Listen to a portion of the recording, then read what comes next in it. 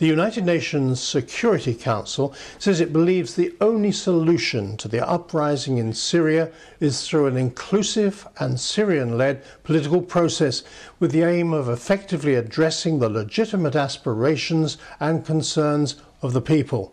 Fine words, but how to bring it about? And in a gesture, the al-Assad government in Damascus offered to recognize oppositions. This a move that was not exactly greeted with cheers, as the regime was simultaneously murdering or locking up hundreds, even thousands of protesters. Welcome to Agenda, and joining me are two Stratfor seasoned analysts, Kamran, Bokhari and Reva Bhalla. First, Kamran. President al-Assad's decree that opposition parties will now be permitted, that is too little too late, isn't it? Yes, it is too little and too late because a lot of people have been killed over the weeks and months, and that has exacerbated the anger against the regime. And on top of that, nobody really believes in the initiatives of the government. There is no, if you will, trust that this government will actually move towards some form of genuine reform, one that can placate the concerns of the masses. So yes, this is too little too late. The bloodshed is causing deep concern. The United Nations huffs and puffs and issues statements. What are the prospects of other countries in the region intervening in a way that would be effective? I think while everybody is concerned about the direction in which this unrest is headed, the concern is that if you don't do anything, could this regime fall on its face on its own? That said, I don't think anybody is actively trying to roll back the regime or dislodge it from its position. The fear is that if you topple the regime, then what comes next? Is it anarchy? Is it a civil war? What will happen to the various relationships within the region in which Syria is involved? How does this impact the security of Israel? What will happen to Lebanon?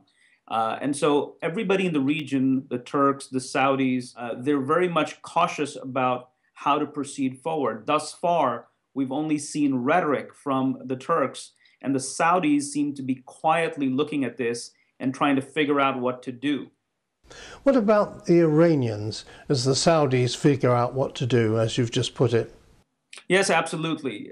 For Iran, Syria is the major asset in the Arab world. It is the only state actor that is aligned with Iran, and Iran's interests in Lebanon, in Iraq, and the wider region are connected through Syria.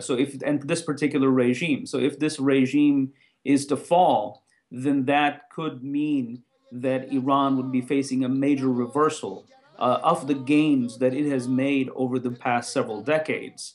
It would not be able to play in Lebanon. It would have a serious situation in Iraq as well. So for Iran, it has to be able to make sure that this regime survives in some shape or form. Now, that said, the Iranians are not unaware of the risks to the Syrian regime, and they're also looking beyond it in terms of a contingency plan. But so far, nobody seems to have a good idea of what to do. What about Egypt? Of course, they're now engrossed in the Mubarak trial. Yes, the Mubarak trial represents the Egyptian military's efforts to manage this new era of multi-party politics and be able to sustain the military's hold over the state. By putting Mubarak on trial, the military is able to assuage the concerns of the public, who are really suspicious of the intentions of the military and are demanding that steps be taken that show that, yes, the country is moving towards some form of reform. And putting Mubarak on trial allows the military, for the time being, to deal with those popular demands and keep people happy while it moves forward in terms of crafting a new set of, a new rule of engagement in which multiple political forces can coexist. Another key country here is Turkey, with a border with Syria. But as Reva Bhalla, Stratfor's Director of Analysis, explains, Turkey has problems of its own. Well, Turkey is a very interesting guide for the Egyptian military on how to handle civil-military relations, but Egypt also is watching Turkey very nervously, given the fact that Turkey is embroiled in a domestic political struggle where the military regime there, which has dominated the country for decades, has now been backed up against a wall. Can you explain? Sure. When Turkey's top military brass walked out last week, they were sending a very clear message to the ruling AKP party that they can either stop accusing generals in the military of plotting coups and arresting generals, or else they can defend the country on their own. Basically, they were issuing an ultimatum to the ruling party that they've gone too far in going against the military. Now, this was a very dramatic move. But in reality, it was really a sign of desperation, and it was very clear that the AKP has been successful in asserting civilian primacy over the military. And I think that was the real takeaway from this incident, and underscoring the fact that the AKP has gone a considerable degree in asserting itself, and that the military has very much been placed on the defensive. So how do you see this panning out? Well, the question now is, where does the AKP go from here now in dealing with its military? Will the AKP be able to appoint a military leadership that's able to maintain its professionalism, command respect amongst the armed forces, and deal with its rivals in the ruling party all at the same time? That really remains to be seen. But that's exactly what Turkey needs to do in order to meaningfully project power abroad. If you take a look at Turkey's neighborhood right now, you have a variety of issues that are pushing Turkey into action. You have a power vacuum opening up in Iraq with the U.S. withdrawal there. You have unrest in virtually every Arab country at this point. You have the Russian resurgence in the Caucasus bearing down on Turkey.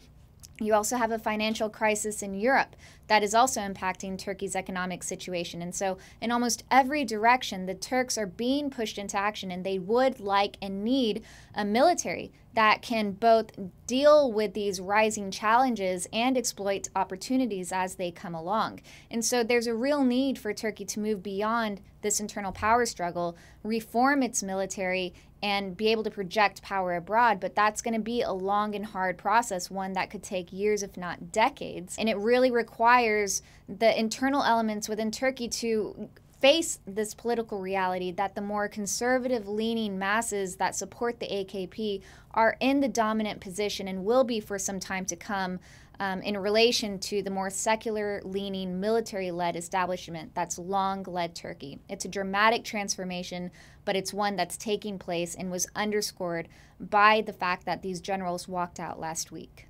Then this must handicap Turkish capability of intervening in Syria, even if Ankara wanted to do so. We saw Turkey trying to act assertive with the Syrian crisis early on. At the same time, Turkey understands that facilitating regime change in Syria prematurely is not the greatest idea, especially when Turkey has to worry about a refugee problem spilling across its borders, and there is no clear and viable opposition in Syria currently. So in the long term, yes, Turkey would prefer a Sunni-dominated regime in Syria that it can work with. Not only it can work with, one that's dependent on Turkey for its stability. But that's something that takes a very long time to develop. And so it's really no surprise that the Turkish action towards Syria has been largely limited to rhetoric thus far. With time, we'll see Turkey being able to assert itself politically, militarily, and economically, most importantly, in the surrounding countries, particularly in the Levant. Reva, thank you. And that's Agenda for this week. Thanks for watching, and remember, we welcome your comments.